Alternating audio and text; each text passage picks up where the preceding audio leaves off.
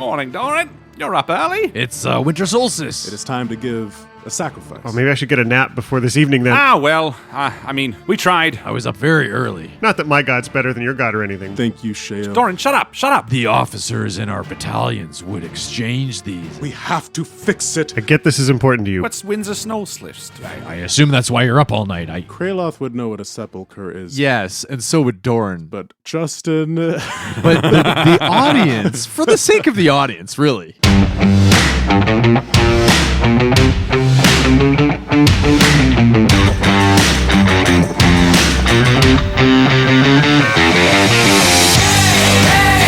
Welcome back to Dice Shame, episode 113, Hang in the Balance. MVP this week goes to Gobby, who's catching up on our backlog and has just joined us on Discord. Thanks for hanging out with us, Gobby. If you want to connect with us on social media, you can find all the links at www.diceshamepodcast.com or, hell, email us at diceshame@gmail.com. Who emails anymore? Looking for more horror podcasts? Rapture 518 is a psychological horror audio drama produced in Canada. Dr. Sarah Penn is a resident physician, but she's not been to work in a few weeks. Part of this is because of an imperative need to move from a rental house. Part of this is not yet known, and part of this is because of the unpredictable outbreak that's turned mild-mannered pedestrians into flesh-eating sociopaths. What? While the show is currently on a mini break, you can check out new episodes of its mini show within a show called Found Recordings that feature me. That's right. Go check out Rapture 518 at redcircle.com/shows/Rapture518. It's a lot of fun. Yeah, check it out. All right, shall we do this? Let's do it. Ow!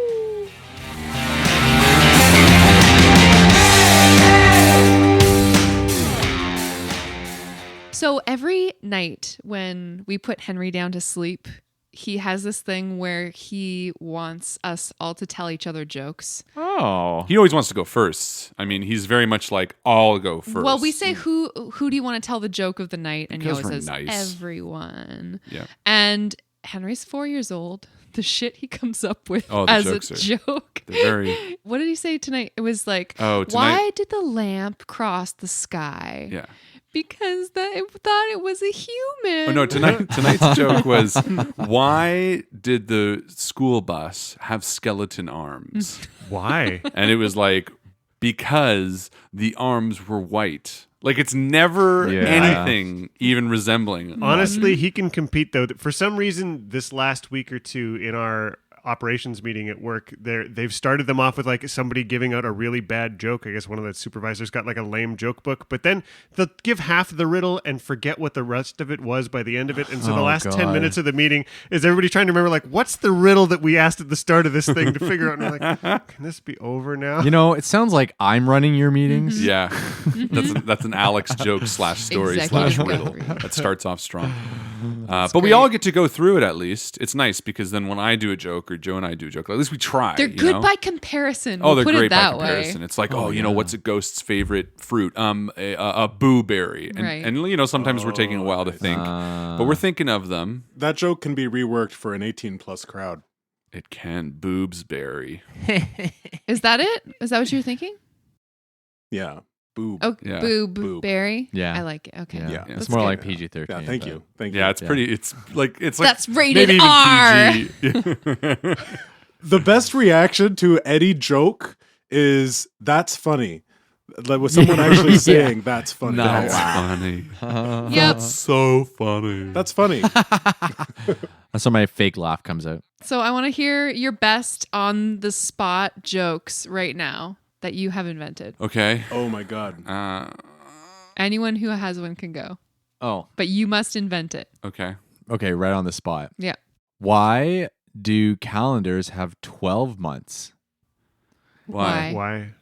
Because 13 would just be unlucky. Not bad. Get it? That's all right. Good. And like on the That's spot. good. That was That's a pretty bad good. improv joke. Yeah. I like it. Anyone else? Why do you put ice in your alcoholic drinks? Why? So you have someone to waste away with. Oh, that's Get not it? one you made up. That's not one you That's made very up. There's no sad. way. Literally on the spot. Well, I am impressed. That's pretty good. That's pretty good. Yeah. I'm watching my ice melt. Alex, can you make one up for me too? Yeah, that was Yeah, a good one. I got to give that to you. Why do you drink beer out of a can? Why? Why? Because you can. See, with Alex, I it's see all the Alex's delivery. use now. I'm laughing at the Delivery. setup. I don't care about the punchline anymore. There was You also an can watch enthusiasm. him discover Well, the punchline. Because I think we've established Alex is great at the setup. So when the punchline is irrelevant, Alex is the king of building up to nothing, and that's sort of the essence of a joke. So It's an enviable skill. It is. An enviable Do you have skill. one, Harlan? Is this a Guthrie trait? When you're put on the spot, you never can. But it's like, yeah, no, well, actually, that's not true. because you were You just just put on the did it. spot. You pulled out 3. What is the worst joke that's ever been told? What? This one. Actually, Yeah, it fills up. I Pretty saw clever. it coming. I and was then trying it to think of came. like a D&D related one. Oh, that's good. Ooh, I like that. Yeah, Okay. like Okay.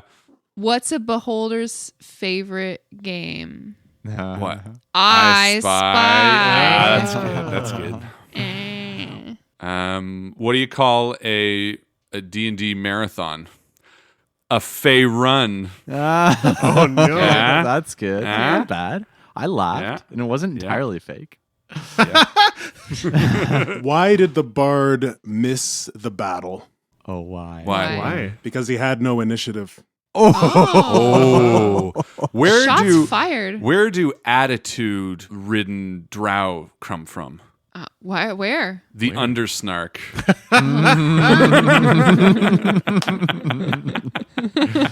Very good. Very good. That's I like that one. Yeah, me too. What was the sorcerer's favorite fish? What? What? Eldritch bass. That's good. I like that. Except that's a warlock. Fuck. Oh. What do you call? Yeah, that's okay. It's good. It's good. That's the real punchline. What is a ranger's favorite bourbon? Oh, what? I don't know. Hunter's Mark. Oh, Right? Very Maker's clever. Mark. Yeah. Very Yeah. clever. that's good. I like the ones about the different classes. Yeah, that's what I'm I was trying just to lean thinking into of that one, now. It's good. actually. Yeah. Why is a rogue's best subject math? Why? Why? Because they're so good at cunning fractions. Cunning actions. That's good. Very good, actually. I like it. I thought you were going to say because they have to add up all of those D6s. Oh, yeah, that too. That was punny. Why do dwarves constantly feel like they don't have the same? Wait, hold on. Let me think about the word. boy. Hold on. That's concise. Concise. Now we're editing good, though. as you go. No, It's okay. It's good. Workshopping it. What does a fighter roll when he doesn't feel up to snuff? What? Inferiority dice. That's good. I know. I was like, You there's got there. superiority. The setup could be better, but I think the punchline is solid. I need a better Okay, setup. I have a good punchline, but I'm going for the setup. What is the? Oh shit! No. I think I'm gonna have to write this down. Hold on. Okay, I got it. Where is the best place to go on holiday year round? where's that? Where? Where? Neverwinter. Hey, that's a good one. pretty That That's is a good one. one. I mean, Jack would disagree. It's going to be Waterdeep every time. Which class makes the best drinks? Which? The barbarian. Why? The Oh. barbarian. Ah, the that one took bar. me a You have to second. say it like this. Barbarian. The barbarian. I Yeah, mean, And that's raise good. your eyebrows up like 4 inches. look when you how say smart I am.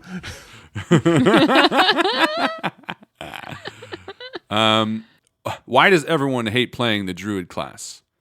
Why? They could be a real monster to play. To play. That's good. What is the tooth golem's favorite activity? What the hell's a tooth golem? brushing its teeth. Oh my god. I think that's the lowest. I think we hit the bottom on this thing. Yeah. Good to know Next there's a bottom monster here. you're fighting is a tooth golem. Called it. Actually, right. I'll put it a better way. What weapon? You're gonna tell the same dumb joke again? What's the Okay, best good. weapon to face a tooth golem? What? A toothbrush. Good one. Get it? What kills a tooth Get golem it? faster than any adventurer? Gingivitis. No, that would There be we a go. dumb golem. What do you get for killing a tooth golem? A nice plaque. Oh, there it Ah! No, that's a joke. We waited a long time for it, but Rob Yeah. came through in the end. is. Yeah, He did. He did. Did you look that one up? Nope. Okay. 'cause- I've been working on one that ends in gnome word bound, but I couldn't get there. Nope. Close tab, close tab, close tab. Where would you ever find these jokes? Alex, Yeah. where in the world would someone look He's this up? furiously Googling jokes about a tooth golem. Toothgolemfunnies.net.org. Just out of curiosity, jokes about a tooth golem. What comes Let's up? just see. 65 tooth jokes that'll make you laugh out No. loud. I guess you could just append golem to the end of them and it would work out well. Just for curiosity's sake, Rob, go ahead and do that for us.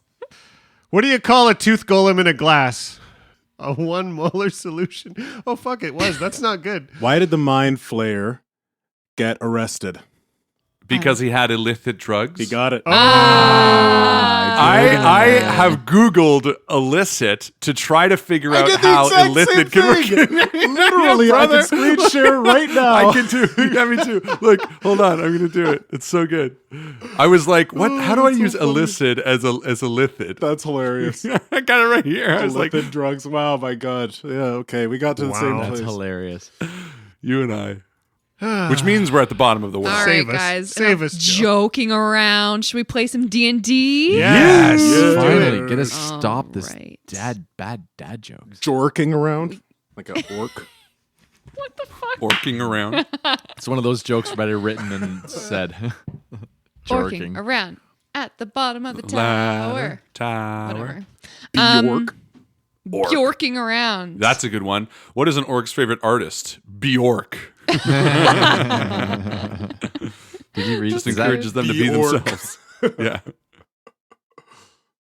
So, you guys are aboard the airship, and I believe it's a special day today. It's the 20th of Nightal, the winter solstice. Oh. And maybe you wake up bright and early, remembering that this is a special holiday. I don't think Red would know it's a special holiday, so he is on the arms of an angel. He's in the sleep-in camp. Yeah. I feel like Doran would have woken up early. Early as in real early. Early enough to see the stars and watch the sunrise Cool. on the winter solstice. And he's standing on the deck. He's bundled up and he's looking out east or west. Which way does the sun rise? East.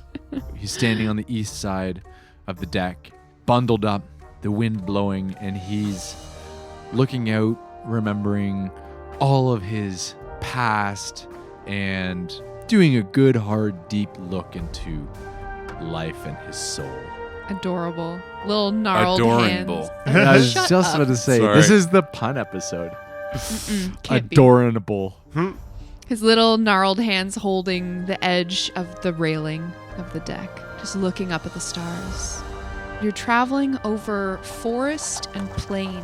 There are a couple rivers that occasionally stripe the land underneath you, and a few civilizations on the horizon, sometimes lighting up the sky or belching smoke, but usually it feels very solitary. There could be flocks of birds, but largely you are alone in the sky. Jack's stayed up late. He's still sort of down, sitting by a fire, frantically doing like his best calligraphy on these scrolls to get ready for the celebration this evening. You're sending out Christmas cards? I mean, he's making fancy presents for the fellows on board, but they're sketched onto these like lovely pieces of parchment paper, the best he's got in stock, and getting ready for the season. That's very sweet. Oddly so. It could be awkward What to are be you giving trying to presents do? to someone who doesn't realize that they should be giving you presents back. Yeah, Is Jack, this like how a- dare you? No. Is this I'm a just kidding. standard custom, or is this something that's pretty specific to like Waterdeep or even Jack's family? I mean, the winter solstice is celebrated differently everywhere, all over the place. One of the Waterdavian traditions, the great traditions, as I like to call them, is this celebration of Simril, which is, drinking and laughing and trying to stay up all night and find your lucky star. And so Jack's been up all night doing his best approximation to draw up star charts that would just show these folks, you could consider this your lucky star. And if you see it tonight, maybe good fortunes in your future. And so he's trying to get all these things ready just so nobody's lost when we're sitting out there looking at the stars tonight. Everybody's sort of at least got something to start with.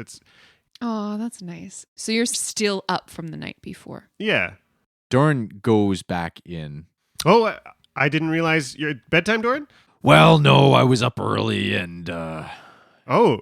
And Jack just sort of suddenly tunes into himself and realizes he's been up all night, his keen sense of time Yeah. connecting it.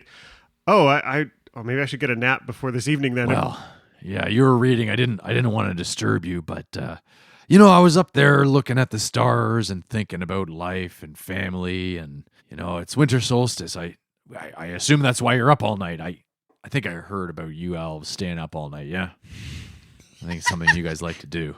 They do say that about elves, just a half elf though, so every once in a while I catch a quick wink. Yeah.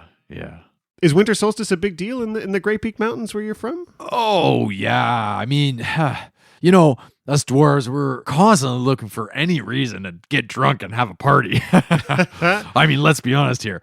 But it brings back memories of family and friends and companions and, friends and people I've lost and, yeah. Companions. Companions and friends and companions. Yeah, But, it's especially so on the winter solstice. It's the longest night of the year, it's the only day I ever wish for cloudy weather, because if you can find your lucky star through that overcast sky, it's a blessing from Timora. Is it? That's what they say. Well, I did see a couple bright stars. I'm not sure if they were my lucky star, though. Oh, don't worry. I got a chart. I can help you. Look, and Jack takes a minute to spread out the paper and find the one that's Doran's and sort of chart. Here's what the sky would have looked like at this time in your life, and one of these is your lucky star. So you just get to decide, and then it's a whole. And I think halfway through explaining to Doran something, the star chart's really excitingly, Jack realizes his words are starting to slur a little bit, and is like, "I'm gonna have a nap." Yeah, you're fading pretty quickly there. Happy winter solstice, Doran. And Jack sort of gives your shoulder a squeeze and heads towards the hammocks somewhere in the next rung over. That's nice. The shifts are starting to change aboard the airship. So half of the cultists are heading down below decks to go to sleep, and the other half of them are being roused and heading to their posts by the furnace or by the bellows. I think Red walks out of his room. Morning, Doran. You're up early. Oh, yeah, well, it's winter solstice, so I was up very early. Good for you. Yeah. Ah, that's wonderful. I love when you do things. Oh, was that today? And Kraloth leans out, and he's wearing a little nightcap. Oh, hi, Kraloth. And says, "Oh, I completely forgot. My goodness, time just flies. Give me 1 minute." And he goes back into his room. Sure. Oh, is this supposed to be a thing? What the hell's Winster Snow? What'd you call it? Winter solstice. What's Windsor Snow Slift? Well, winter solstice is the longest night of the year. Yeah, that's one. You Tabaxi didn't... Did I sleep through it? Well, no. And as he's saying this, he's kind of putting a pot of water onto the hot part of the stove to make some tea. I guess we're far enough north. The days might be really, really short here. Yeah, it's probably 7:30, 8 in the morning already. Well, what is Kraloth getting? Should I do something? Is there something important? Should I get him a snow snist or whatever you called it? And Doran just kind of looks at Red and he says, Nope. All right. It's really just another day. I mean, some cultures celebrate it with a feast or get together. I could tell you that if I was home right now, there would be a celebrating and all festivities into the wee hours of the morning. Man, that would be... Are you missing home, buddy? Oh, yes and no. You know, there's no reason we couldn't swing by the Grey Peak Mountains at some point. Maybe say hi. No. Well, I just mean, look, you and I have grown. We're friends now. I would call you my brother. I'd love to meet the other little Of course. Dorian friends and family and stuff, you know? Maybe it's time. I mean, I don't have anybody. Jack, you know, I know his mother is somewhere near here. It might be nice to meet her at some point, too, but I would love to get to know everybody. And Doran puts his hand on your shoulder and he just looks at you in the eye and he says, no. Okay. No. And it's at that point that Kraloth's door opens again. He walks into the room and he's carrying a little satchel, a bundle of fabric. And he says, okay, everybody gather around. This day is very important. And he's kind of all business, but also kind of serious. There's a gravitas to him. I'll go get Jack. Jack's head just gets his hammock, and then Kralik calls everybody out. I feel like Red knocks on the door and like opens it as he's knocking to get Jack, and sees Jack mid getting in the hammock. And Jack's just putting his sleep mask down over his eyes. Sleep apnea machine. He's got a medieval sleep apnea machine. Oh, yeah. It's an air elemental. It's all good. I got Kieran to run interference. I think you open the door and you get pounced by the most adorable golden retriever in the world. Oh, sorry, Jack. I forgot. Sorry. And I nervously look back to the others. I think he was in his nightie. I didn't mean to. Sorry, Jack. It's okay. It's Winston Snowflist. It's the one. Doran could easily have jumped in here and said, you know, Jack just went to bed, but he doesn't. Sure, Doran doesn't give a shit. So, Kraloth, you call everyone together. The sun is just starting to rise. Once everyone's gathered around, Kraloth kneels down in front of a barrel and begins to unfurl this sheet. And he says, the solstice is a very important time where I come from. We treat it as a time to not necessarily celebrate, as I've seen other cultures do, but to give thanks for being carried through to this moment. We all know that there could have been many times where our lives could have ended. And for whatever reason, Kalimvor has deemed that we were deserving of staying on this side of the balance. And so, it is time to give a sacrifice, a gift of thanks to Kalimvor for keeping us on this side. Hell yeah, friend. I'm totally in for that. Let me go check something. And Red runs back to his room. Doran kind of speaks up and says, well, you know, I'd be happy to sacrifice something myself. and he retrieves his sharp dagger from the back of his belt and slices his hand open. Oh. And then grabs the end of his beard and slices a chunk. You say the last 6 to 8 inches of his beard off in his grasp. And you watch him as he ties this sort of bloody piece of beard into a knot. And as he places it onto your towel that you've got spread out, it's actually like a very ornately done. Like it doesn't even look sloppy in the sense. Like it's a tightly bound piece of bloody dwarf beard hair. And he places it down and he says, where I come from, the officers in our battalions would exchange these as almost a form of payment. If I said to my officer over there that I owed him one, this is what we'd give them. And he sets it down.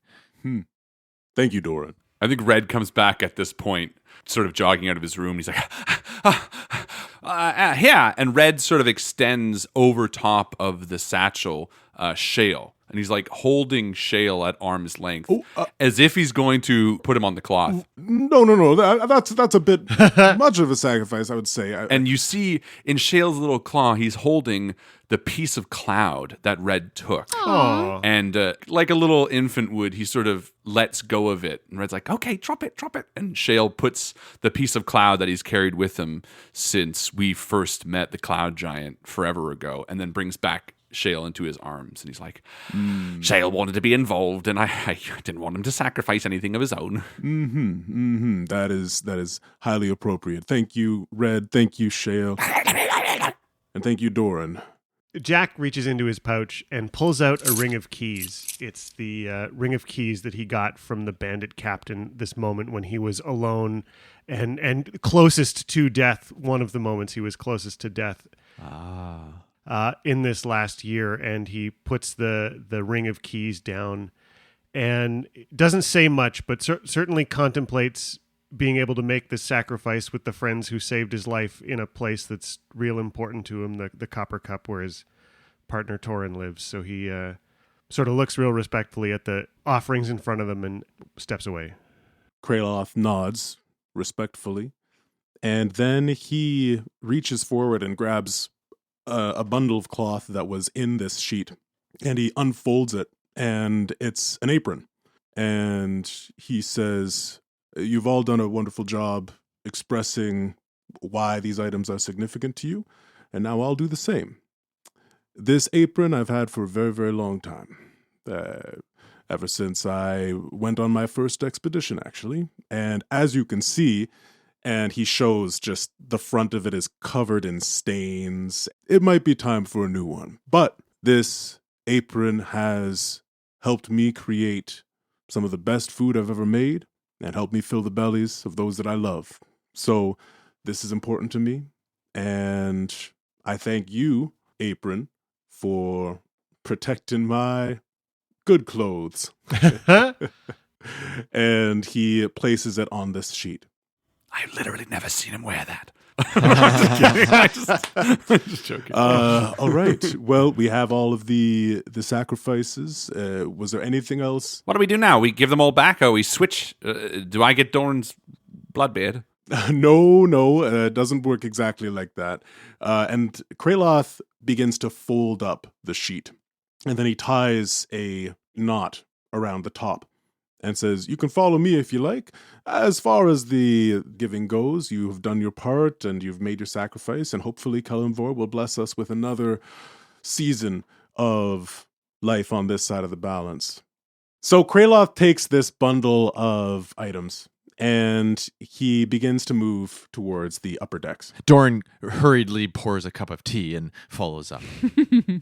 I need my tea. Red puts Shale back in the room and follows as well. Did you make enough tea for everybody, Doran? I did, actually. There's a whole pot right here. And he's carrying it with him in the little cup. Oh, too. you're sweet this morning. I think Red hangs back with Doran, and he says, Yeah, bring a cup if you want some tea. And he's carrying it up the stairs. "Hey, look, Doran, I didn't mean to hurt your feelings, by the way, about asking about your family. I sorry if I overstepped. You know me, I always seem to step in it." Doran just looks at Red and continues. It's fine. You didn't say anything bad. You're fine. I just wanted to say I'm sorry. You seem to get really, hard-nosed about it. You shut me down hard, and I just wanted to make sure there was no hard feelings. Yeah, no, of course not. So you head up onto the deck, and the wind whips your cloaks. It's a cold morning, and the sun is just dawning, lighting the sky in reds and oranges. It's beautiful. It really is. I guess it really is a special day, Jack. It seems like the sky is welcoming us. You know, it almost looks like the sky is on fire. So Kraloth takes this bag and he goes to the railing and he holds it over, and a thought occurs to him, and he turns back to Jack and he says, "Hey, Jack, tradition would have it that we would burn these items. We do have a fire elemental downstairs that we could use to do this, but I'm wondering if we could do this in a way that maybe is less risky and maybe even more entertaining." You're going to skeet shoot these? I'd love to participate however Kalimvor thinks would be best, Kraloth. Hey, me too, buddy. If there's a way that, he can fire up my arrow and I can shoot it as you throw it overboard, include me in any way you need. Oh, yeah, that's a great idea. Yeah, or I could chop it in half. We could do that too. Yeah, well, then we have two parts to throw. I do like this idea of a flaming arrow. Jack, would you be able to set flame to Red's arrow? Why don't we do this? If you toss it on 3, I'll light Doran's crossbow bolt and Red's arrow on fire at the same time, and the flaming bolts and arrows can hit the offering if they're good enough shots. Excellent. Oh, that's an even better idea. If they're good enough shots, you fuck. All right. Doran runs downstairs and retrieves his crossbow. All right. Red always has his bow on his back, and he pulls it out as he's sort of like, for the first time, feels slightly competitive with Doran. Yeah, for the Okay. very Alright. first time. Two people in the party shoot arrows now all of a sudden. Kraloth, what are you going to throw first? Kraloth has the whole bundle of all of the sacrifices in his hands, and he makes to throw it, doing this swinging gesture. And with a bit of a smirk on his face, he says, on the count of 3, everyone. 1, 2, 3! And he launches it into the sky over the deck. And Jack snaps his fingers just as Doran and Red fired so that their ammunition lights a flame. Roll to hit, boys. Oh, that's a 3. Oh, no. And mine's also a 3. Oh, no. The arrows fly wide, and the bag of your offerings falls out of sight. I feel like Red's just frozen. He's like, I hit it, right? I hit it. I feel like I hit it, right? I feel like I hit it too. You definitely didn't hit it. Red runs to the edge and like hops up on the railing, holding on to one of the ropes that attach to the mast, and he like leans over a little bit. As you look down over the side, you see that you are passing over a large mountain range. Now that it's bright outside, you can see that in the night you've come quite a ways. You see that the parcel of all of your offerings has fallen. It's almost too small to see now.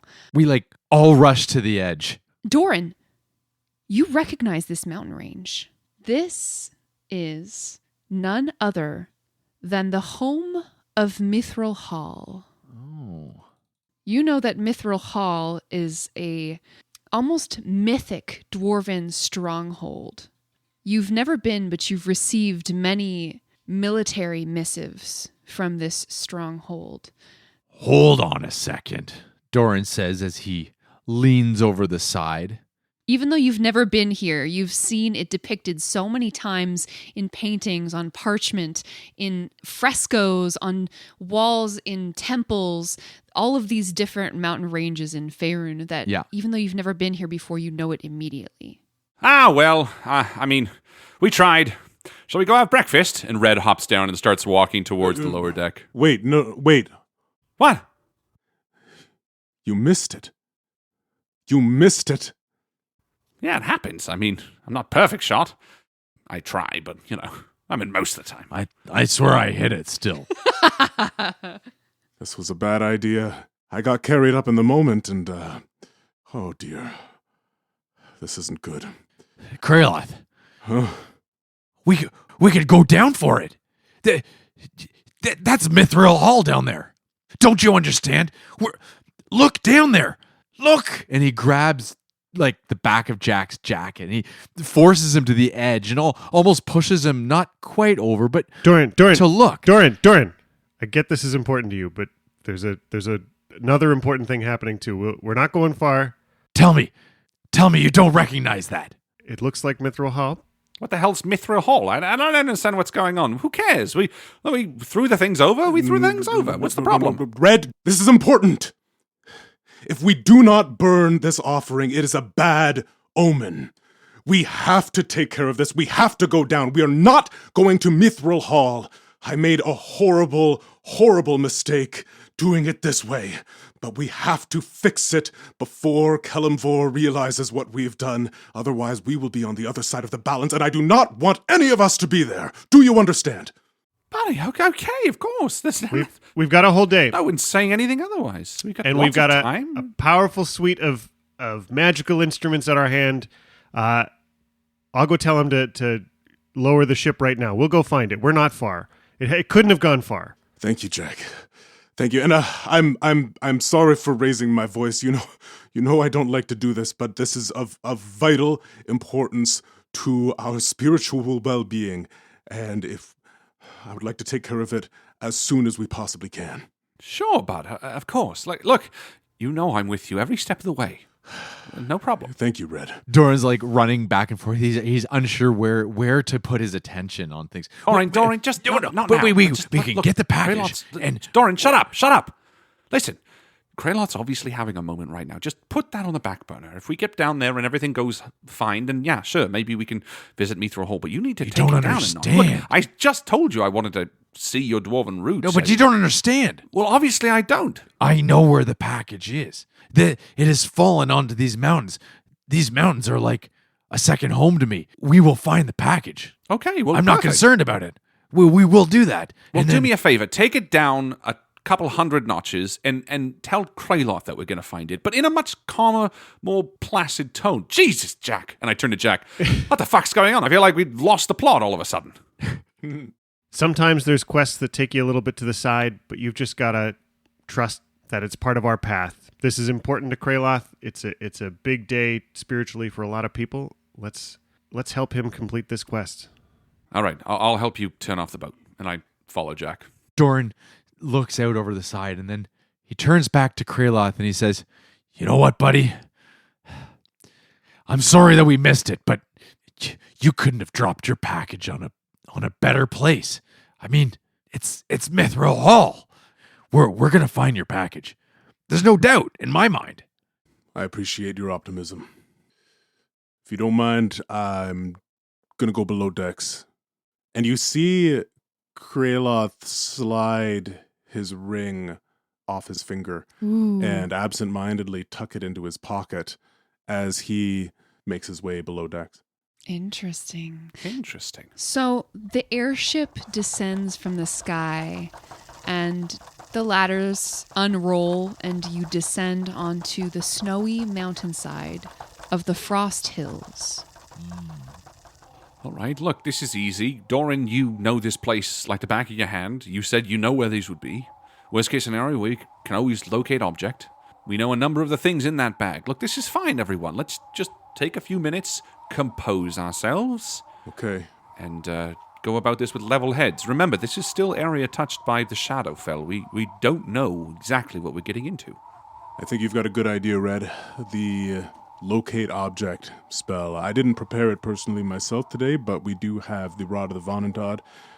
I'm still attuned to it, actually. By chance, did anyone put anything adamantine in there? No. No.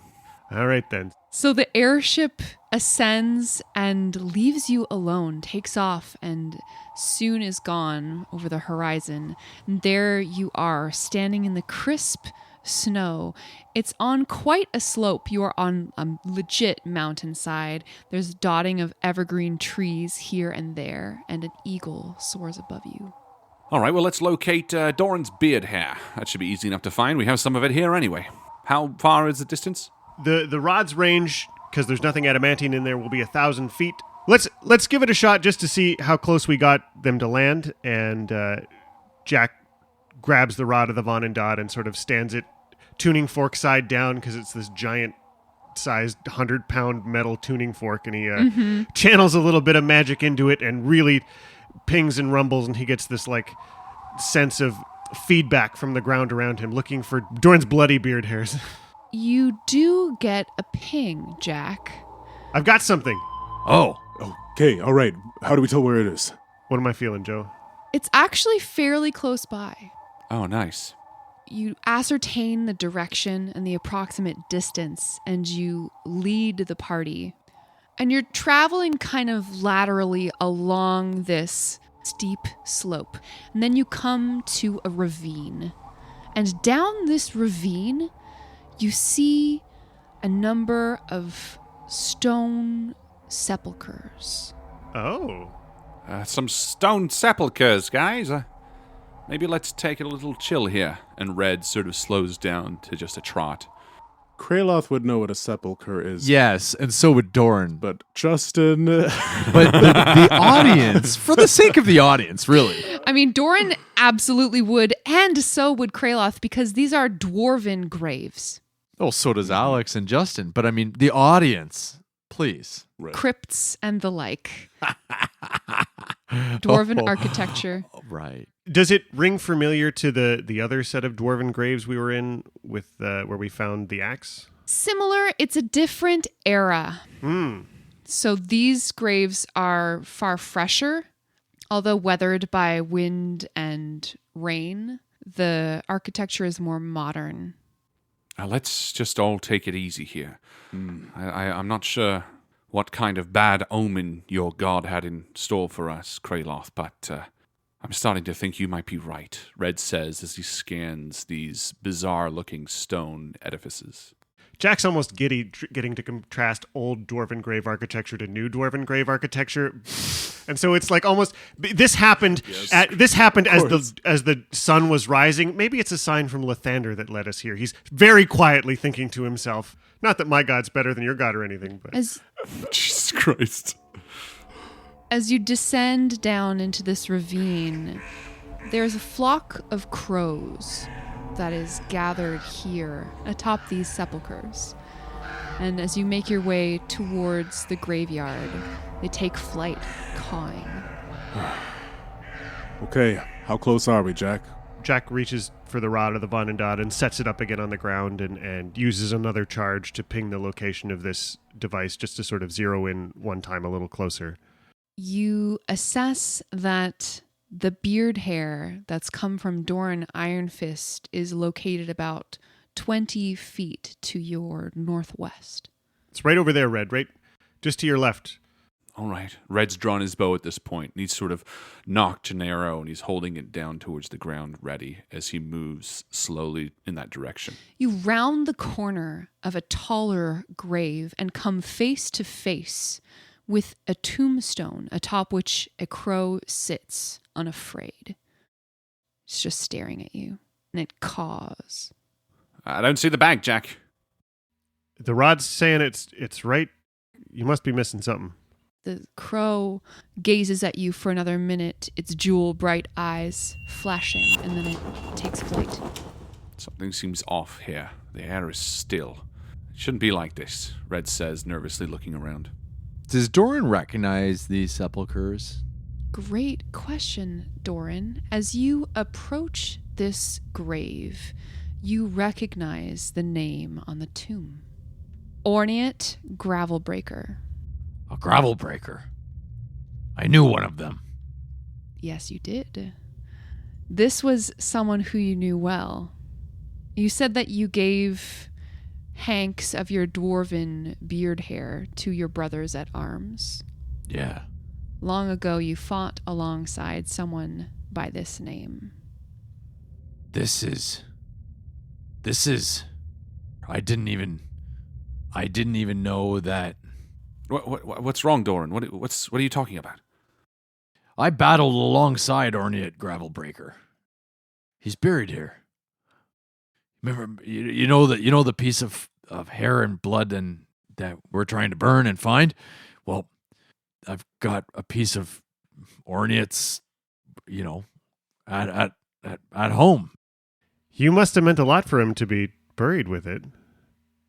Well, we were very close companions. You don't normally become that close with your comrades, but he was like a brother to me. I didn't even know that he died, let alone that I realized that he was buried here.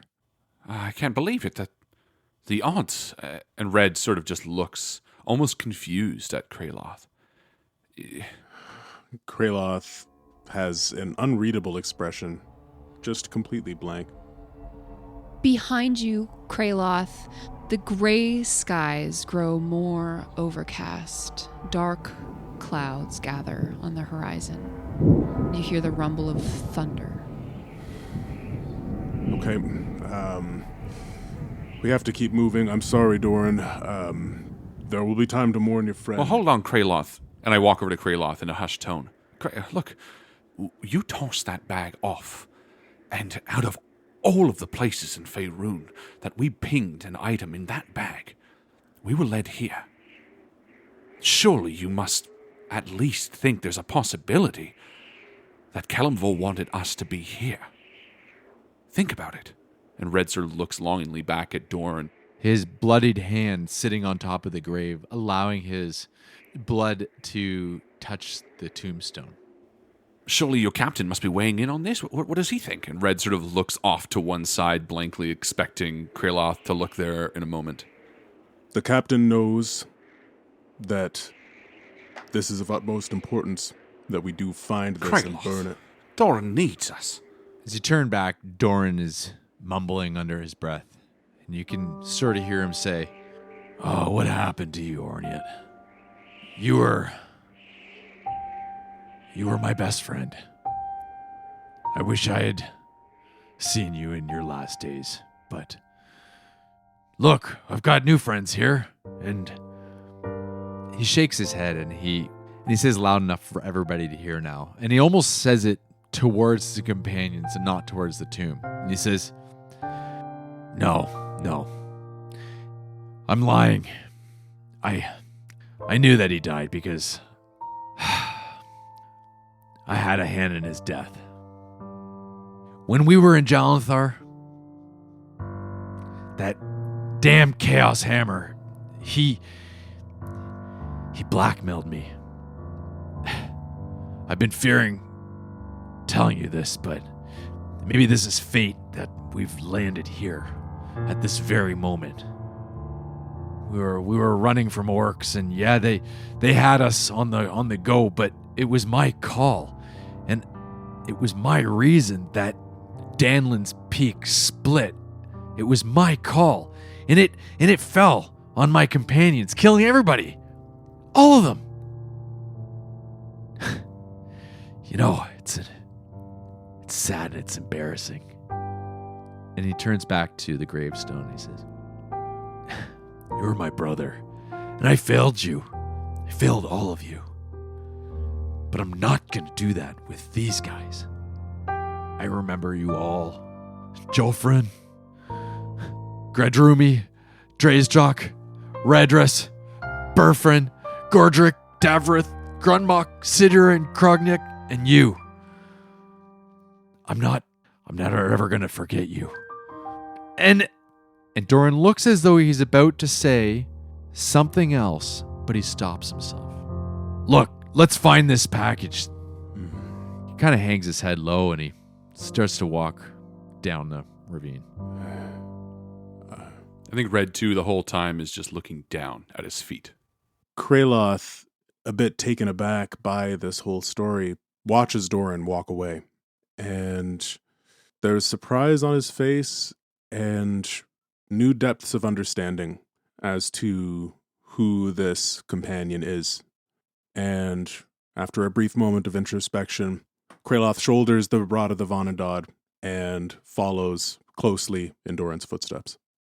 Doran, inspiration. Yeah. Thank you Hey. very much. Thank you very much. Hey, congratulations. Ooh. I feel like as Red looks up again towards Jack, he says, he did mention blackmail, right? We'll have time on the rest of the flight to do a bit of a war council. I think this is certainly something we're going to have to consider. Your gut feel about Chaos Hammer sounds like it might have been a pretty good one. Yeah, I hate when my gut's right. Better than the feeling of eat those berries, I guess. Hey, did you want some, by the way? And Red grabs some from his pack as No thanks. he and They- Jack walk out of the scene.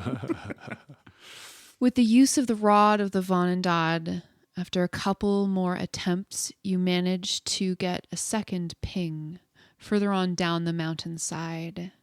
And after clambering down a gravelly slope, maybe someone gets a bloody knee, you find the package wedged between two slabs of rock, almost like being presented to you. Oh, praise the balance. And thunder rumbles in the distance, almost in answer to you. Kraloth takes a couple eager steps forward and stops at the sound of thunder. Kraloth cocks his head and begins to stalk towards the package. Kraloth, as you reach for the package, you are interrupted by a voice from the trees. Hold there! And out from the copse of trees troops a small battalion of dwarves, clad in armor, carrying polearms. What brings you to the Frost Pass? We came to pick up a package that is ours, and we have to do away with.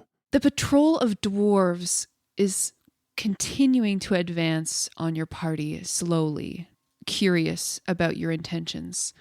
Certainly you wouldn't mind us just taking a quick look at it to verify its contents before... Do not touch the package. Excuse me? I think Red knocks an arrow and, aims it as well in support of Ooh. Kraloth. You are getting between a man and his god. Jack, if they try to take the bag, be ready. Understood. I feel like in full view of everything, Doran sees you knock an arrow and grabs your hand and tries to pull it down so you're not aiming an arrow at them. Yeah, Red sort of lowers his bow, sort of conflicted between his friend Kraloth and his friend Doran. And two of the dwarves are exchanging quiet words with each other. It seems like arguing. Look, we just want our stuff, and we want to leave. I'm sure you know it's the winter solstice. It's a holy day for everyone. A right to Kelemvor resulted in a bad omen this morning. Please just let us finish this work. It'll take us mere moments. One of the dwarves is like 4 strangers on the mountain with a mysterious package looking to destroy it. I have to admit, the life of an adventurer has led us to some bizarre places I never expected to find us in. We'll have to inform the monarchy of this. And your name, sir? Jack Page of the Nightstone 4. It will be noted. Thank you. Oh, thank Moradin. And your name, Tabaxi. Red-handed Robin. And this is my friend Kraloth. We don't want any trouble. Is there a dwarf behind you there? And Red sort of steps aside. And what is your name, right? The name's Iron Fist. Is that so? He nods. Well, the Nightstone 4, I suggest you get to burning your parcel and getting the hell off our mountain. Gingerly, Kraloth kneels down, reaches forward, picks up the parcel, and it's come loose a little bit, and he tightens it again, making sure that nothing can fall out, and he tucks it under his arm and backs up next to Jack and says, "We thank you for your understanding on this day, and may Kelemvor keep you on the light side of the balance." Yes, good evening, gents. Enjoy your celebration. And Red sort of says, backing up. His bow's still down, the arrow loose now, but still nervous to protect his friend.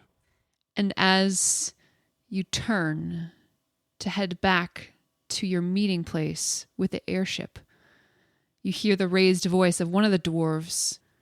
"I'll see you soon, Doran!" The airship hoves into view at your smoke signals, derived from burning this package. The 4 of you gathered around its heat and light and arid smoke. And the ladders drop beside you. Well, I feel one heck of a lot better. Hey, look!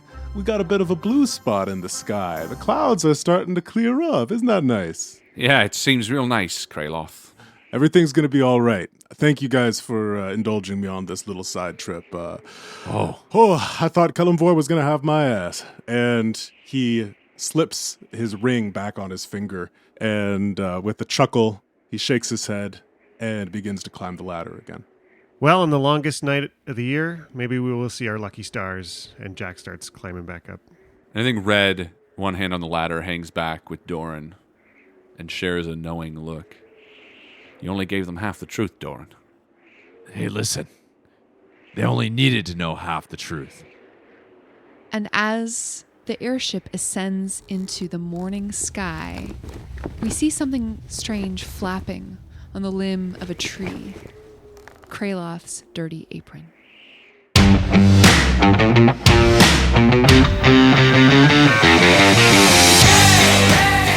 Thank you once again to our wonderful Patreon supporters, Christopher Ryan Evans, Merlin, Mitchell Cadwell, Ashley and JB, Michael and Brianna Weber, Colin Burkhardt, Daniel, Doug, Jessica Orrit, Jonah Goldman, and Mari Koneski.